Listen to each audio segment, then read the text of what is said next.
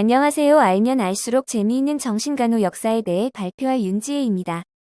목차는 원시시대, 그리스 로마 시대, 중세시대, 르네상스 시대, 17, 18세기, 19, 20세기, 한국 역사 순으로 발표하겠습니다.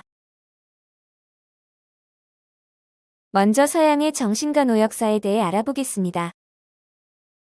먼저 원시시대의 역사를 알아보겠습니다. 원시시대의 유적이나 발굴된 유물들을 보면 정신질환은 이때부터 있었다는 사실을 알 수 있습니다. 이 시기에는 정신질환을 신이 내린 것으로 알고 치료도 굿, 주문, 부적 등 초월적인 힘의 도움을 받는 방식을 택하였습니다. 그리스 로마 시대에는 뇌신경계작용과 심신관계에 대한 과학적인 학설로 정신장애를 설명했습니다. 히포크라테스는 인간의 정신장애를 조증, 우울증, 광증으로 분류하고 그 원인을 혈액, 흑담즙, 황담즙, 점액의 불균형이 정신질환의 원인이라고 주장하였습니다. 치료는 목욕, 식이요법, 약초, 독서, 음악 등을 이용하여 체액간 불균형을 바로잡으려고 했습니다. 중세시대는 정신치료의 암흑기라고도 불리는데 로마 제국의 멸망과 종교적 믿음의 변성으로 계몽사상이 쇠퇴하면서 정신질환이 초자연적인 힘과 악령 때문인 것으로 인식되었습니다. 이 시기에 정신질환자는 마녀로 여겨 잔인한 처벌을 하고 특히 여자는 마을에서 쫓겨나거나 종교재판에 의해 처벌을 받기도 했습니다. 르네상스 시대에는 인문주의적 사고와 자연과학적 견해, 인간 육체에 대한 존중 사상이 퍼지기 시작했습니다. 웨이어는 마녀로 취급당하는 사람이 정신질환자임을 밝히고 치료적 관계의 중요성을 인식하고 신중한 관찰과 자애로운 태도를 강조했습니다. 시간이 흐르고 16세기가 되면서 정신질환에 대한 합리적인 자연과학적, 심리학적 견해가 대두되기 시작했습니다. 17세기 유럽 국가들은 사회적 질서를 유지하기 위해 수용소를 설립하였으며 정신질환자, 극빈자, 죄수 등을 함께 수용하였고 정신질환자들에게는 쇠사슬을 채웠습니다. 정신의학에서는 점차 악마설이 쇠퇴하고 정신병은 뇌장애라는 의견이 대두되었습니다. 18세기 말경에 이르러서는 계몽 철학과 프랑스 혁명에 의해 수용소 환자의 처우가 인도주의적으로 개선되었습니다. 18세기 말경 정신질환자에 대한 생각이 바뀌고 처우 개선에 대한 이야기가 나오기 시작했습니다. 벤자민 러쉬는 미국 최초로 정신과 병동을 개설하고 정신질환자에 대한 인간적인 치료와 돌봄을 강조했습니다. 영국의 윌리엄 큐크는 정신병원에서 한 교도가 죽음을 당하자 치료에 반감을 가지고 정신질환자에 대한 인간적 처우의 기준을 설정했습니다. 프랑스의 피넬은 정신질환자의 쇠사슬을 풀어주고 수용소를 개선하였으며 처벌을 금지하고 햇빛과 신선한 공기를 마시게 하는 등 환자를 인도적으로 치료했습니다. 19세기에는 발달과 함께 질병 연구에 있어 임상적 및 병리적 방법이 대부분을 이루었습니다.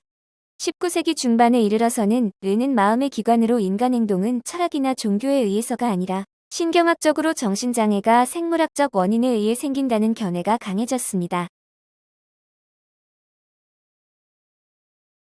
20세기에는 전쟁으로 인해 정신질환자 수가 증가하면서 이를 받아들일 대형 수용소가 생성되었는데 이때의 치료는 혐오감을 불러일으키는 구속복, 전기충격, 인슐린 쇼크 치료, 전두엽 절제술 등 난폭한 경향을 보여 정신질환자는 다시 편견과 두려움의 대상이 되었습니다. 다음은 한국의 정신간호 역사입니다. 우리나라는 일제강점기 때 조선 총독부 의원에서 정신과 병동을 신설하면서 처음으로 병동에서 정신질 환자를 간호했습니다. 정신질 환자를 주로 폐쇄병동에서 치료했으며 병원 규율을 어겼을 땐 격리 조치를 취하고 흥분과 공격 행위를 보이면 억제대를 사용하는 등의 환자의 안전관리와 보호 위주의 간호가 주로 시행되었습니다. 해방 후에 우리나라의 간호 역사를 간략하게 살펴보자면 1953년 항정신병약물의 개발로 정신간호의 기능은 환자 보호관리에서 점차 인슐린 운수요법, 전기충격치료 시 일반적 신체간호, 환자 관찰, 투약 등으로 변화했습니다. 1960년대에 이르러서는 미국의 영향을 받아 환경치료, 활동치료가 실시되었으며 간호사가 치료자 역할을 담당했습니다.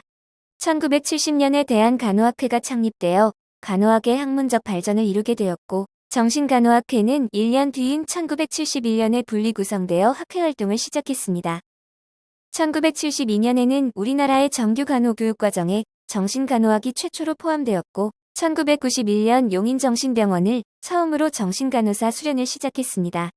1992년에는 정신간호학회지를 발간하였고 2003년에는 의료법에 새롭게 설치된 전문간호사 제도에 정신전문간호사가 포함되었고 정신과 분야에서 3년 이상 근무한 경력이 있는 간호사가 대학원 과정을 이수한 후 시험에 합격하면 정신전문간호사 자격증을 취득할 수 있게 했습니다. 최근에 급변하는 의료 환경은 가장 유능한 정신건강 서비스 제공자로서 정신간호사의 위치를 확고히 해야 하는 사명을 주고 있습니다. 이를 위해 정신간호사는 정신건강간호의 전문성을 높이기 위한 노력과 역할 개발과 정신건강 정책에 활발히 참여하는 리더십이 요구됩니다. 지금까지 제 발표를 들어주셔서 감사합니다.